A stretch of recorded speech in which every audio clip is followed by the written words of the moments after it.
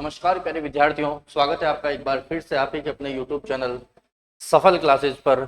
और मैं महेंद्र रमन आज आप लोगों के लिए बहुत ही शानदार और जानदार वाली सूचना लेकर के आया हूं कि जो हाई कोर्ट की 4th क्लास की जो वैकेंसी थी, तो उसका एग्जाम का लगभग तय होता जा रहा है कि लगभग ये जो एग्जाम होगा हाई कोर्ट का 4th क्लास का, वो लगभग दिसंबर में होने की पूरी पूरी संभावना है। साथ ही चर्चा ये भी चल रही है कि दिसंबर में ही हाईकोर्ट एलडीसी का भी नोटिफिकेशन आने का पूरा पूरा चांस है। तो ये दोनों चीजें हाईकोर्ट एलडीसी और हाईकोर्ट 4th क्लास वैकेंसी से रिलेटेड आप लोगों को पता चल ही गई होगी। तो बेटा वो आप लोगों का जो सफल क्लासेस पर योगदान रहा और हमारा 1 के जो है बहुत ही जल्दी आप लोगों ने पूरा करवाया, तो आप लोगों के लिए एक छोटा सा जो है गिफ्ट है। गिफ्ट का मतलब ये है कि अब आप लोगों को यूट्यूब चैनल पर, सफल क्लासेस की यूट्यूब चैनल पर 4th क्लास की पूरी कंप्लीट स्ट्रेटेजी के साथ में तैयारी मान लो, या फिर आप लोगों को एक तरीके से मैं कहूँ कि एमसीक्यूज के माध्यम से या फिर कुछ थ्योरेटिकल चीजों के माध्यम से पूरा कंप्लीट कवरेज ऑफ सिलेबस मैं करवाने वाला हूँ। ठीक है, तो आप लोग ये मान के चलो कि लगभग 40 मिनट की 3 क्लासेस अपनी art and culture, English and Hindi का अपन कंप्लीट स्टार्ट करने वाले हैं और टॉपिक वाइज स्टार्ट करेंगे इस बार सारी चीजें। ठीक है, तो एक बार आप लोगों को पूरी स्ट्रेटेजी जो है वो मैं समझा देता हूँ कि क्या कंप्लीट स्ट्रेटेजी इसकी रहने वाली है। और अगर मेरी समझाई हुई बात आप लोगों को आज समझ में आ जाती है, तो मैं गारंटी के साथ में कह सकता हूँ कि 3 महीने या 2.5 महीने जो हमारे पास में बचे हुए हैं उसमें 4th क्लास का पेपर निकलना कोई बड़ी बात नहीं है। जैसा जैसा बताता हूँ वैसे वैसे पढ़ते जाओ, वैसे वैसे तैयारी करते जाओ, तो सब बढ़िया हो जाएगा बेटाओ।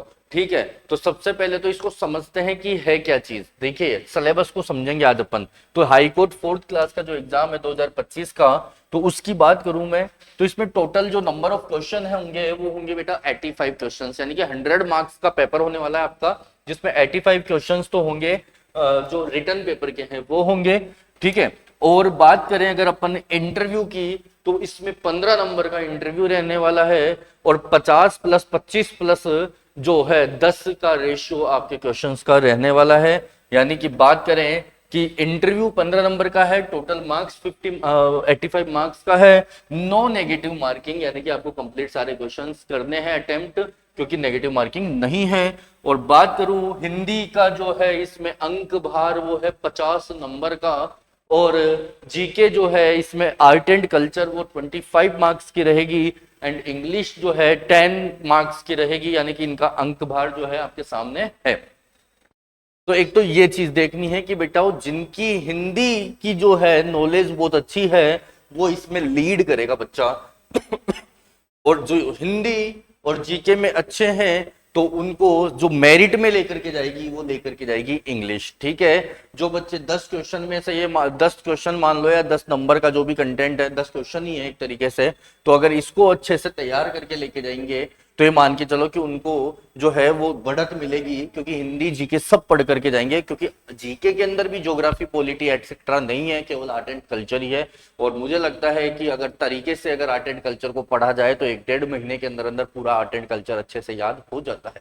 हिंदी भी सेम ऐसा ही है, लेकिन इंग्लिश टाइम लेती है। ठीक है, तो ये तो आपका बात हो गई अंक भार की। अब मैं बात करता हूँ सिलेबस की। तो सबसे पहले जीके का जो सिलेबस है ना, वो है आप लोगों के किस नाम से है? जीके का जो सिलेबस है आप लोगों के, वो राजस्थान संस्कृति व बोलियों के नाम से है। एक एक टॉपिक को अच्छे से समझ के चलना है कि सबसे पहला जो टॉपिक है वो आप लोगों का स्थापत्य कला का है। ठीक है, उसके बाद में देखेंगे स्थापत्य कला के अंदर ही आ जाते हैं ये लोग, ये चीजें जो दुर्ग वगैरह, महल वगैरह है। तो स्थापत्य कला मतलब आप समझ गए कि कौन कौन सी शैलियां वगैरह है, सब चीजें। तो टॉपिक्स को समझेंगे सबसे पहले। तो पहला जो टॉपिक है प्रमुख दुर्ग है। बेटा देखने में छोटा टॉपिक है, लगभग 100 से भी ज्यादा दुर्ग आप लोगों को पढ़ने पड़ेंगे, तो बहुत इंपॉर्टेंट टॉपिक है। जिस बच्चे ने दुर्ग को अच्छे से पढ़ लिया उसको महल ऑटोमेटिक तैयार हो जाएंगे, स्मारक तैयार हो जाएंगे, हवेलियां तैयार हो जाएगी, छतरियां तैयार हो जाएगी। और ज्यादातर जो बावड़ियां पूछी जाती है वो महलों में जो स्थित, यानी कि दुर्गों में जो स्थित बावड़ियां हैं वो पूछी जाती है एग्जाम्स में। फिर भी अलग से सेपरेट अपन बावड़ियों को भी पढ़ेंगे, छतरियों को भी पढ़ेंगे, हवेलियों को भी पढ़ेंगे, स्मारकों को भी पढ़ेंगे। परंतु जिस बच्चे ने प्रमुख दुर्ग अच्छे से तैयार कर लिया ना, तो ध्यान रखना उसके लिए एक बहुत अच्छी लाभ की बात यह है कि काफी सारी चीजें कवर हो जाती है। क्योंकि जीके के अंदर, आर्ट एंड कल्चर के अंदर जो मंदिर भी अगर पूछता है तो कोई दुर्ग वाला मंदिर ही पूछा जाता है। तो अगला टॉपिक आप लोगों का मंदिर को कवर करेगा, मकबरे हो गए, मस्जिद हो गई, दरगाहें हो गई, ये भी आप लोगों का आर्ट एंड कल्चर का ही पार्ट है। इसके बाद में एक बड़ा टॉपिक आता है चित्रकला बेटा, ठीक है। तो इसमें मारवाड़ी, मेवाड़ी, बूंदी से ली, इस तरीके की चित्रकला जो है वो अपन डीप में पढ़ेंगे, इसके क्वेश्चंस भी करेंगे। आगे चलते हैं, लोक देवी देवता जो है अच्छा खासा एक आध क्वेश्चन दोनों में से बनने की संभावना है, एक एक क्वेश्चन पक्का बन सकता है, ठीक है, लोक देवी देवता में से भी।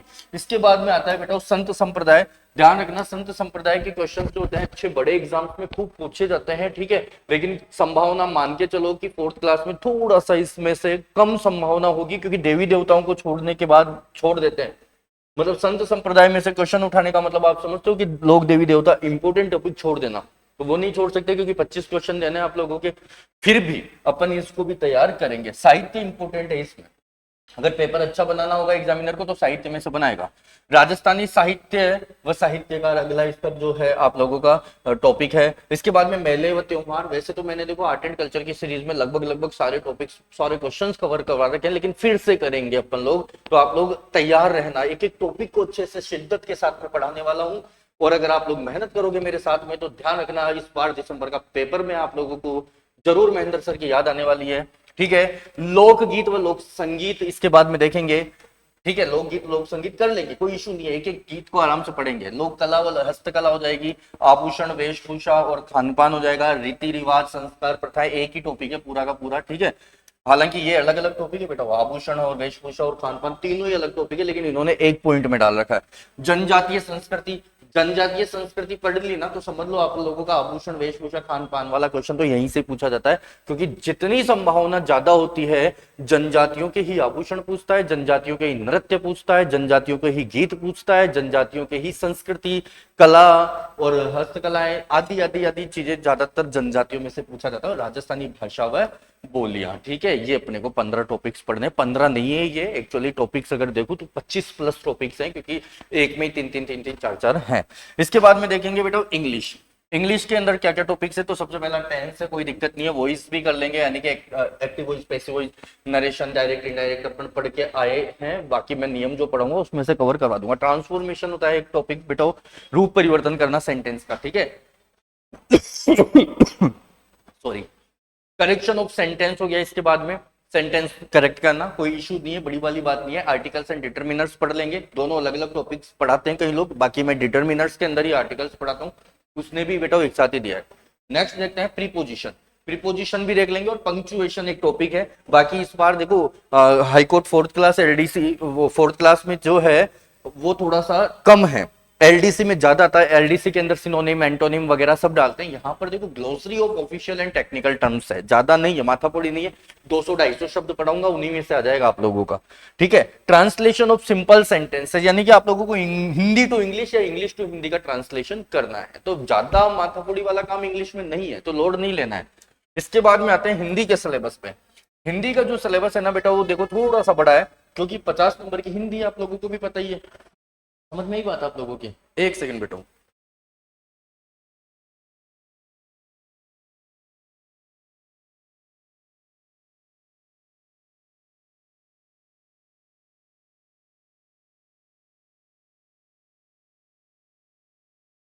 जी, तो देखेंगे हिंदी का सामान्य परिचय।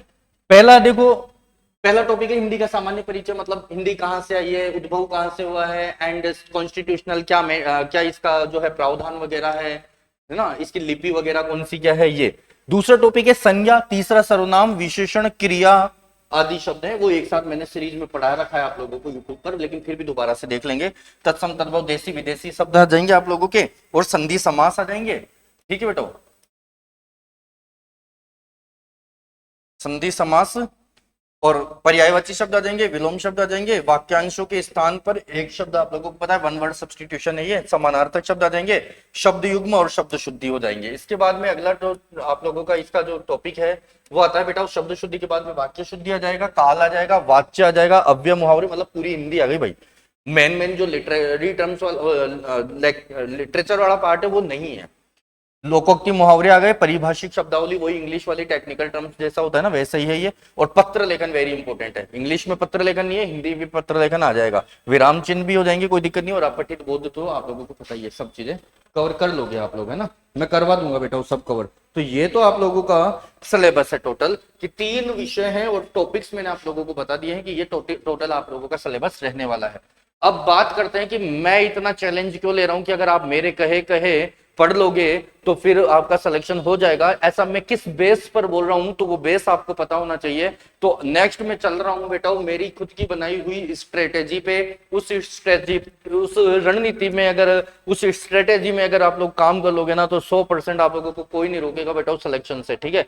तो आप लोग देखना कि क्या स्ट्रेटेजी बनाई है, तो समझाता हूं पहले मैं आप लोगों को। मैंने क्या किया है ना कि बच्चों सबसे पहले देखो मैंने टारगेट बनाए हैं, टारगेट बेस्ड स्टडी आप लोगों को करनी है, आपको हर सप्ताह का टारगेट बनाना है। I have taken short targets like, देखिए हिंदी के अंदर मैंने क्या लिया है, हिंदी के अंदर मैंने सिर्फ 2 टॉपिक लिए हैं पहले सप्ताह में। आप जब भी स्टार्ट करो उसी दिन से उस सप्ताह को काउंट करेंगे। लाइक आपने सोमवार को स्टार्ट किया तो संडे को टेस्ट देना है उसका। देखो कैसे, पहला मैंने लिया हिंदी के अंदर हिंदी का सामान्य परिचय, हिंदी का सामान्य परिचय जो पहला टॉपिक था आप लोगों का हिंदी का। उसके बाद में मैंने दूसरा लिया है वर्णमाला बेटा, ठीक है, इसमें स्वर व्यंजन सब आ जाएंगे। फिर मैंने जो नेक्स्ट लिया है आप लोगों का टॉपिक वो हिंदी के लिए लिया है, केवल 100 पर्यायवाची याद करने हैं पहले सप्ताह में और 200 विलोम शब्द याद करने हैं पहले सप्ताह में। बस ये हिंदी का काम करना है, एक सप्ताह में सफिशिएंट है, बहुत ज्यादा लोड नहीं डाला है, आराम से हो जाएगा। इंग्लिश के अंदर कुछ ही नहीं करना है, केवल और केवल एक सप्ताह के अंदर टेंस पढ़ना है और 50 technical terms I will tell you, I will send you, वो मैं बताऊंगा वही पढ़ना है, ठीक है। नेक्स्ट देखिए जीके के अंदर स्थापत्य कला और दुर्ग, केवल 2 टॉपिक मैंने बताया है, जिसमें भी स्थापत्य कला कुछ ही नहीं है, टॉपिक दुर्ग ही है, इसी को दुर्ग वगैरह को ही क्या कहते हैं, स्थापत्य कला कहते हैं, ठीक है बच्चों। तो मैंने जो है वीक 1 का टारगेट सेट करके दे दिया है आप लोगों को कि भैया हिंदी के ये टॉपिक्स हैं, इंग्लिश के ये टॉपिक्स हैं, जीके के ये टॉपिक्स हैं, 7 दिन पूरी शिद्दत के साथ में पढ़ो। आप चाहे सोमवार को 1 घंटा पढ़ो लेकिन मंगलवार को 5 घंटे पढ़ लो, चाहे मंगलवार को चाहे 5 घंटे पढ़ लो, बुधवार को 1 घंटा पढ़ लो। आपकी टेंशन नहीं है, आपकी टेंशन है एक्चुअली कि आप कब टाइम देते हो, कब समय देते हो। मैंने आपको बता दिया कि केवल 7 दिन है। अब चाहे त्योहार फंसे, चाहे आप लोगों का बहुत महत्वपूर्ण काम फंसे, लेकिन ये टारगेट आपका पूरा 1 वीक में पूरा होना चाहिए। आपके जो है कंप्लीट में आप लोगों को जो है एग्जाम से पहले पहले का सेट करके बता रहा हूं ये। दूसरा देखिए दूसरे वीक में क्या करना है आप लोगों को, मैंने आपको सिलेबस लिख करके दे दिया कि साहब दूसरे वीक के अंदर सिर्फ और सिर्फ, अच्छा टेस्ट मैं लूंगा खुद, वो जो 1 वीक का जो टेस्ट है वो मेरी जिम्मेदारी है, मैं लूंगा आप लोगों का टेस्ट। चाहे आप लोग अगर ऑफलाइन के बच्चे हैं, ऑनलाइन के बच्चे हैं, मैं आप लोगों को पीडीएफ भेजूंगा, आप लोग पूरी ईमानदारी के साथ में अपना जो भी सेल्फ एनालिसिस है वो करोगे, अपना स्व परीक्षण जरूर करोगे। दूसरा देखो दूसरे वीक में मैंने हिंदी के अंदर शब्द दिए हैं, तत्सम तद्भव देशज विदेशज और संज्ञा टॉपिक दिया है, सर्वनाम टॉपिक दिया है, छोटे छोटे से टॉपिक से हो जाएंगे 1 वीक में। उसके बाद में 100 पर्यायवाची और 100 विलोम शब्द। इंग्लिश के अंदर मैंने प्रीपोजिशन दिए हैं, केवल और केवल प्रीपोजिशन। टेंस पिछले वीक में हो गया था, फिर प्रीपोजिशन के बाद में 50 टेक्निकल टर्म्स दे दिए हैं। इसके बाद में देखो जीके के अंदर हमने देखे महल, हवेलियां, छतरियां, बावड़ियां, मंदिर, मस्जिद, दरगाह। यार 7 दिन आप लोगों के पास में बहुत होते हैं, क्या मानते हो कितनी देर पढ़ाई करोगे? अगर 3 सब्जेक्ट है तो कोई 3 घंटा थोड़ी पढ़ोगे, कम से कम बेटा 5 घंटे की पढ़ाई मुझे चाहिए, जिसमें से 1-1 घंटा इंग्लिश को दे दो, लेकिन बेटा 3 घंटा जो है आप लोग जीके को जरूर दोगे, ठीक है। तो ये आप लोगों का सिलेबस तब कवर होगा। तो 5 घंटे की डेली पढ़ाई और अगर 7 दिन के लिए कर लिए ना, तो मैं कहता हूं कि इससे भी ज्यादा सिलेबस कवर कर सकते हो। वीकली चैनल की बात कर रहा हूं, वीकली टारगेट की बात कर रहा हूं, लेकिन फिर भी अगर आप लोगों को लगता है कि नहीं सर थोड़ा सा और कम होना चाहिए था, तो फिर आप लोग बेटा इस नौकरी का सपना देखना बंद कर दो, आप लोग कोई मजदूरी वगैरह का काम सीख सकते हो, कोई दिक्कत नहीं है मेरे को, ठीक है। नेक्स्ट देखो वीक 3 में भी क्या करना है आप लोगों को, विशेषण, क्रिया और अव्यय, ये कुछ टॉपिक्स हैं, ठीक है। मुहावरे 150 और लोकोक्ति 150, बस ये काम कर लेना हिंदी के अंदर। इंग्लिश के अंदर आपको क्या काम करना है, डिटर्मिनर्स, वही आर्टिकल ही होते हैं, ठीक है, एंदा का प्रयोग और डिटर्मिनर्स और वही 50 टेक्निकल टर्म्स, हो गया काम। इधर की तरफ जीके के अंदर 2 टॉपिक या 3 टॉपिक है, लोक कला, हस्तकला, एक ही बात है, और चित्रकला, ये लो साहब कलाएं ले ली तीनों। तो ये आप लोगों का वीक, ऐसे करके मैंने पूरा वीक 4, वीक 5, वीक 6, वीक 7, उसके बाद में वीक 8, वीक 9। देखो वीक जो है आप लोगों का 6, इसमें मैंने पूरा इंग्लिश फ्री कर दिया। और देखो वीक 7 में क्या किया है मैंने, वीक 7 में आपको टेस्ट की तैयारी नहीं करनी है, बल्कि वीक 7 में आपको मॉडल पेपर करने लग जाने हैं। अब इंग्लिश के तो इंग्लिश का तो हो गया, निपट गया पूरा कोर्स, मैंने 6 वीक के अंदर निपटाया है। अगर ईमानदारी से पढ़ोगे ना 6 वीक के अंदर अंदर पूरी इंग्लिश निपट जाएगी। 7वें वीक के अंदर मॉडल पेपर लगा देना है आप लोगों को, डेली का एक 1/7 करना है, यानी कि डेली का एक मॉडल पेपर।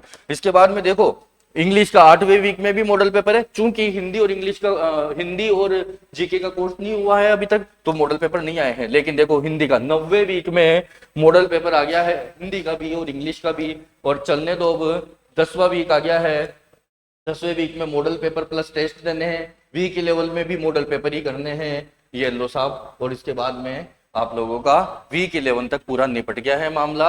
और वीक 11 तक आप चेक कर लो ना, दिसंबर से पहले पहले वीक 11 नहीं आएगा, ठीक है। ये आप लोगों की स्ट्रेटेजी मैंने आप लोगों के लिए तैयार करी है, ये पीडीएफ में आप लोगों को सेंड कर दूंगा, नंबर सामने लिखा हुआ है, आप लोग उस पर मेरे को टेक्स्ट मैसेज करके और ये पीडीएफ प्राप्त कर सकते हैं। लेकिन ईमानदारी से पढ़ोगे, जितने बच्चे पढ़ोगे उतनों का सिलेक्शन होगा। लेकिन वही बात है कि मेरा जो टारगेट बेस्ड जो मैंने स्टडी बताई है, उसका टेस्ट ईमानदारी से देना है। हर संडे या फिर जो भी आप लोगों का वीक होगा, मैं टेस्ट बना करके तैयार रखूंगा, अगर आप मेरे साथ में मेहनत करेंगे तो, ठीक है। तो ये मेरी स्ट्रेटेजी रहने वाली है। बात करते हैं लाइव क्लास की कि सर इसका कैसे क्या शेड्यूल रहेगा। मैं प्रयास करूंगा कि ये दिन में हो एक क्लास, बाकी 2 क्लास शाम को होगी। तो एक क्लास तो मैं आप लोगों की दिन में सेट करने वाला हूं, बाकी की 2 क्लासेस जो होगी ना वो बेटा 7 बजे से लेकर के 9 बजे के बीच में होगी। मेरे पास में रात को ही टाइम मिलता है तो मेरे को, तो ठीक है 7 से 9 तक तो 2 क्लास आप लोगों की हो जाएगी। और एक क्लास जो होगी कोई सी भी एक सब्जेक्ट की, वो दिन में मैं आप लोगों का टाइम सेट कर दूंगा, ठीक है।